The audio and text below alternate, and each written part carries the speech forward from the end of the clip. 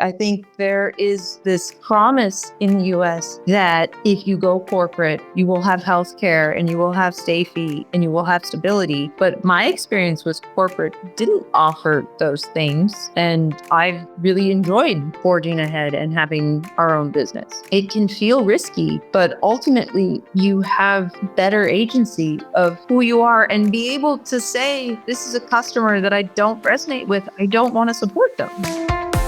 Hi, everyone, and welcome to Path Found, the podcast about the real, messy, unexpected journeys that lead us to the work we love. I'm Monica Argandonia, and every week I talk with someone whose story proves there's no single right way to build a meaningful life. Today on Path Found, I'm joined by Jessica Nersesian, designer, sustainability advocate, and co-founder of a global product design firm working to reshape how products are created, manufactured, and ultimately returned to the earth. Jessica's journey is a powerful reminder that careers don't have to be linear to be meaningful. From ethics and communication to international manufacturing and environmental impact, she has followed curiosity and used it to build real change. This is a conversation about purpose, responsibility, and what it means to design a better future. So Jessica, I am so happy to have you here today. I don't know a lot about your background. I just know where you ended up. So I am excited to hear your story. So talk about you being a professor groupie. Okay. How does that even happen? Nerd. But, it makes a difference when you do go talk to your teachers, Well, I went back years later and introduced my husband to my professors, and they immediately recognized me and were telling him stories about me, which is, And I've told my students that, it's not always the straight A students that stand out. It's the ones in class who ask questions, come talk to you, who just show interest. Mm-hmm. Those are the ones you remember. Those are the ones you have a lot to write about in a letter of recommendation. Mm-hmm. Like, it really makes a difference to make those connections. And you learn a lot more from them. So what do you settle on as a major then? I was really lucky. I was new to the CSU Monterey Bay system, and they were a young university, and we were able to really foster what the program was. So I went into human communications with an emphasis in professional ethics. And it's funny now, our business partner somewhat teases, but very much recognizes that I am the humanities arm of our business because I love connecting with people, and the ethics aspects is hugely important to me. I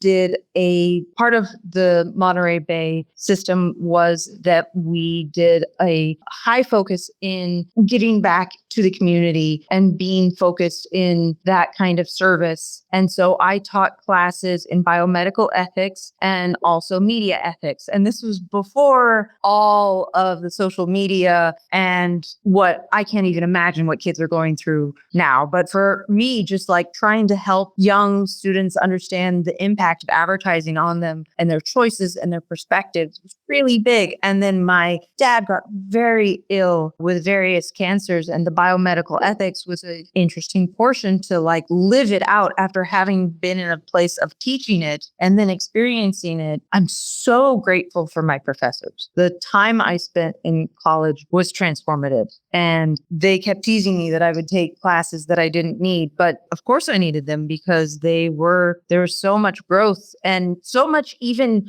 from the other students that were in class, right? You would get to know the people who were the ones who were asking the questions and who were driving the conversation forward. Right. So did you graduate? Is it traditional 4 years? And I did not graduate in 4 years, but I also worked abroad for a year. Okay. I worked in a small private hotel outside of London. And that was also really interesting because it was a group of various people from all over the world and how we came together. So it was more than 4 years, but it was also the abroad experience, which was fantastic. Right. That sounds amazing. So, all right. So you graduate and then what? So the whole time that I was going through university, I was not in a deep pocket situation. So I was working the whole time I was in school, and I did catering. And I started out in Sonoma-Nassau County, which was super wine focused. And then I moved into near Monterey, and again, very wedding focused. And we had the whole PGA tours and all of these, which had this really interesting disparity because for my service learning classes, I was working with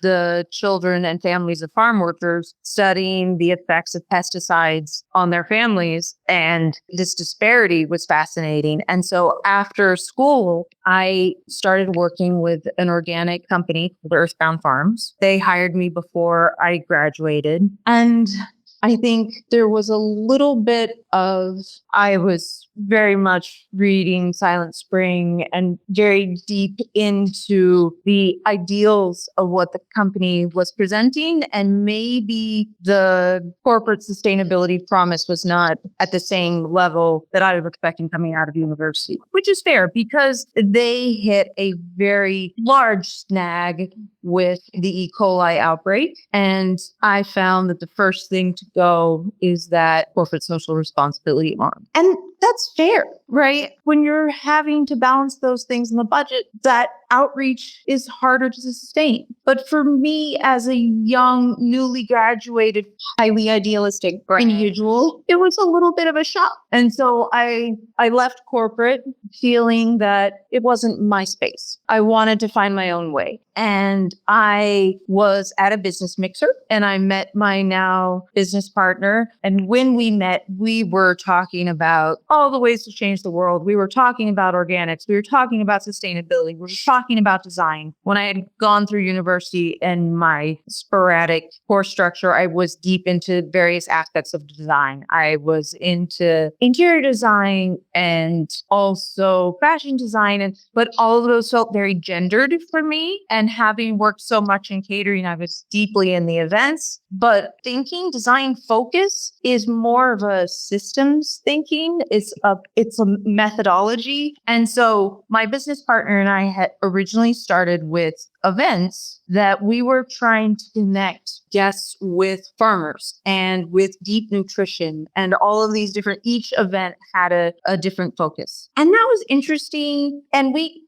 got somewhere with it, but there wasn't necessarily a deep financial play with this. Wait, so you were still catering? No, No. I stopped catering. Okay, so this is a whole new... I think that that's one of those things where once you have done that for, Holly, I started that at 15. I went all the way through university. You wouldn't believe the parties I still throw. But it's that kind of organization, right? Okay. And now when we're on the line of a factory, setting up a line in a kitchen for 1,000 people, when you're pushing out plates of food, or if you're pushing out consumer electronics, it's the same skills. It's the same skill set. Right. And also it's a lot of the same personality leverage that you have to do of, okay, we have to keep everyone enthused and we have to keep everyone on task and we have to keep everyone present. And I'm very deeply committed to worker safety and workers' rights. And that comes from standing shoulder to shoulder with people for 14 hours, whether it's catering or on a factory line, and ensuring that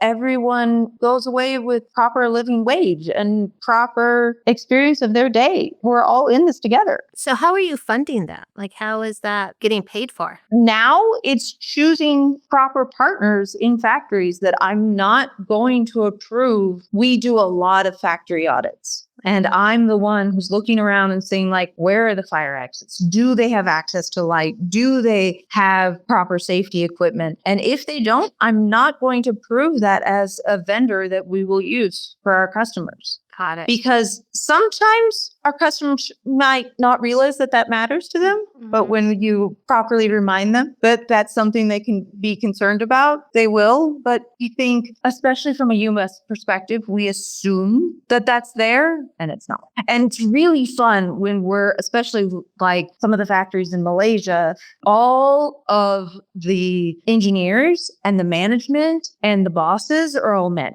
and the women are operators. And I am the only woman that they have ever seen that's in a supervisor, managerial, client role. And so they pull me over. They want to take pictures with me to show their daughters that this is even possible. Wow. They love, especially this is a Muslim country, so they're not allowed to speak up against these men. And I'm telling them, this is wrong. This is not possible. We need to stop the line. And it's fantastic because that gives them voice. That gives them the ability to speak out, maybe in their own homes. Right. All right. So I want to go back a little bit just to clarify. So you had Please. left Earthbound Farms. Mm-hmm. And then was this like you just delved in right there with a partner and just said, hey, we're going to do this? Yeah, I think we had a really deep meeting of the minds, and it was just trying to figure out how we were working together. So first we tried these pop-up events, and then it became very clear that I had a deep aptitude for design. And I also have a weird superpower where I can see up close better than the microscope on the line at the factory. So I can do the quality assurance very well. And that sort of attention to detail while still having a broad perspective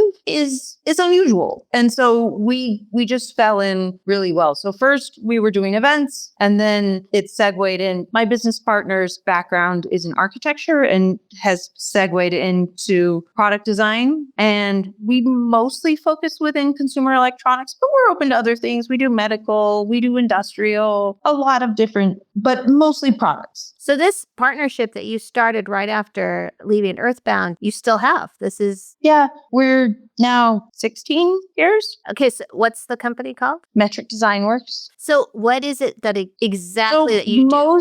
Most product design firms focus primarily on making it look pretty, making the internal architecture, and then handing you this packet and saying, good luck. There are manufacturers in the Asia. Hope you do well. Whereas we feel like that's just when it's getting started. And we're very committed in going from all the way from the original sketch, the original product definition, brand strategy, all the way through manufacturing, fulfillment, certification, getting it into consumer hands, and then following through with all of the sustainability aspects and the end of life, recyclability and right to repair, all of these things. So we're a strange firm. There are not others in our space who are doing this. Yeah, I was going to say, do you have competition? I mean, again, there's really large firms and they're focused on the front end, or there's the contract manufacturers in Asia who will give you the design for free, but then you have no ability to go other places. And like for me, I had come from a focus on sustainability. And when I first started, I felt like quality assurance was the only thing I had space to really hold on to because there was no sustainability in our industry. And then it hit me very deeply. It's like, but this industry needs sustainability because I can assure you, your cell phone creates a lot more impact environmentally than your salad does. Right. So I started doing a lot of research and coming into all the ways that we could improve our clients' process by focusing more on sustainability on the front end. And some of that is materials. Some of it is the way the design for manufacturing, the ability to recycle at the end, the ability to get away from some of like glue in particular is really bad because you need to have screws and be able to take it apart at the end in order to harvest some of these rare earth metals. And it's been difficult to find anyone else talking about this in our industry. We even go to conferences focused around sustainability, and it's usually focused in construction or fashion or these sort of things that are kind of easier to tackle, packaging, whereas electronics are tough, but we're producing them at a very high rate. Wow. So, all right. So I have so many questions. So you really had this idealism coming out of college, which I think a lot of people do. And then you're hit with kind of the reality of what's out there, but you didn't give up on the idealism. Can you talk about that? Like what drove you? I just yeah, I've spent too much time believing in a better world. I mean, like, why let one hiccup be the thing to turn you away, right? There's also, I think my design partner is very inspirational, and we were both committed to finding better ways. When we hit a place where design was going offshore, we went offshore with it. We went to Taiwan, we went to China, we transformed our business to be more focused towards manufacturing. And that shift has given us such great relationships and perspective and better understanding of the whole process. And you started this 16 years ago. I mean, sustainability has become a real buzzword since, though that's... I actually don't like to use that word, if I may. Okay. And this is totally a throwdown. I find that when I'm talking to our customers, I say the word sustainability and their eyes glaze over. So I've started using the word impact, and I find I get a lot farther because there's impact on their bottom line. There's impact on the timeline. There's impact on all manner of things. If you can say that and just sort of shove in, the planet is burning, maybe we care, it's helpful. Well, that's interesting, because I was going to say sustainability, environmentalism, whatever you want to call it, shifts with the political atmosphere. Absolutely. But the bottom line doesn't shift. Right. And the timeline doesn't shift. Right. And you can also say that you can position this for your customers. And if I don't lead with that, I get a lot further. So do you consider yourself successful? Yes. I mean, I've had multiple clients tell me they never want to try and bring anything forth without talking to me first. And I'm usually the only woman in the room. And I'm often pushing against the expectations and what they are trying to push forward. So yeah, it's been a lot of fun. I really enjoy what I do. It's not anything I would have thought when I was younger. This was not like, I wanted to be a doctor. Well, and it wasn't a job. Like, no one... Right. Yeah. I carved it out. You created a job. So you're talking to me from Barcelona right now. Mm-hmm. What's your life like? Well, we have found that customers in Europe are much more focused in the realm of sustainability. We get a lot further with them. Our American customers say that it's important to them, but it's always the next generation, the next rev, the next. And for us, we have customers in the US, we have customers in Europe, we have customers in Asia. Our factories are in Asia, so the time difference works out really well. And it's lovely for lifestyle as well. How long have you been out there? 4 years. My mom moved out last June. It's been good. So what do you, young people picking majors in college and kind of trying to figure this out, what would you tell them? For me, I would want to be as broad as possible. I am so grateful for focus in human communications because it turns out I communicate with a lot of humans. It's been great. Well, I'm an anthropologist, and sometimes people look at you like, well, that can't be very helpful, but it's no, dealing absolutely. with people. Yeah. No matter what you do, you're dealing with people. And then what about like finding that job? I mean, you're passionate about this. You took something that wasn't really a job and you created this. And, again, people are graduating, they're trying to figure it out. What would you kind of just overall advice, how do you do this?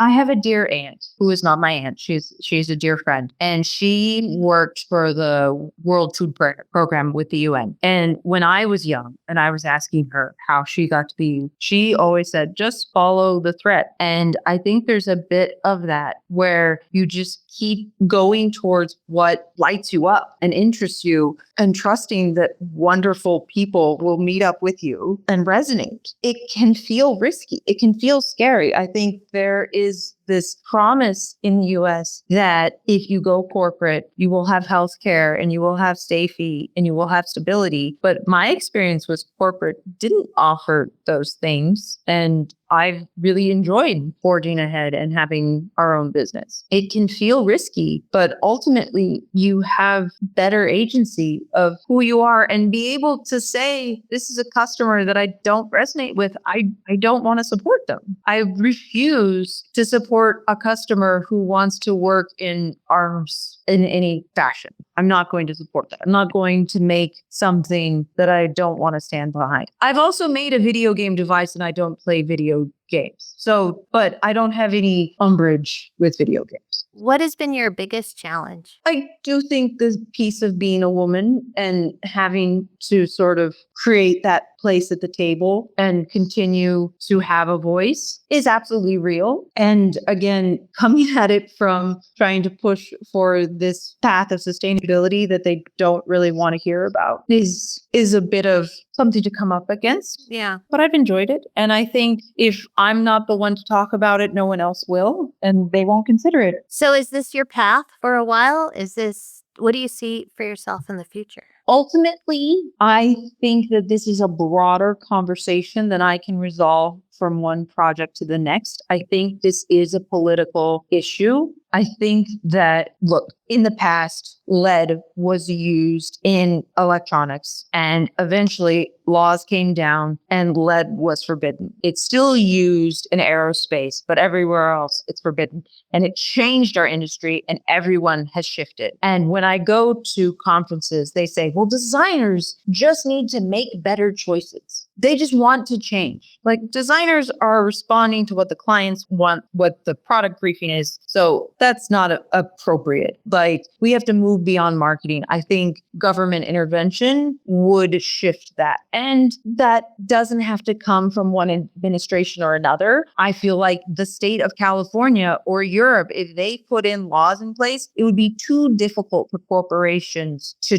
choose to make two different SKUs. So they would have to adhere to those proper things. Right now, there's a suite of laws in Europe coming through, which is about traceability, where even like where the material that the paint is from is going to be required to be in the information. That is huge. The more we can do that, the more we can push out these small players who are behaving badly. So it has to be something that is not just coming from one small design firm. It needs to push elsewhere. And I would love to be a part of that. I also would really love to have information available because I do so much research to find these things and different materials and different ways of thinking. And it shouldn't be that hard. There should be something that I could just refer to easily of, oh, okay, I need another soft goods material that's made out of mushrooms. If that was more accessible, I think more people would use it. So that's sort of a broad answer to we need more resources. We need more restrictions and more resources. So do you see yourself maybe moving more toward the policy piece, becoming more involved in that?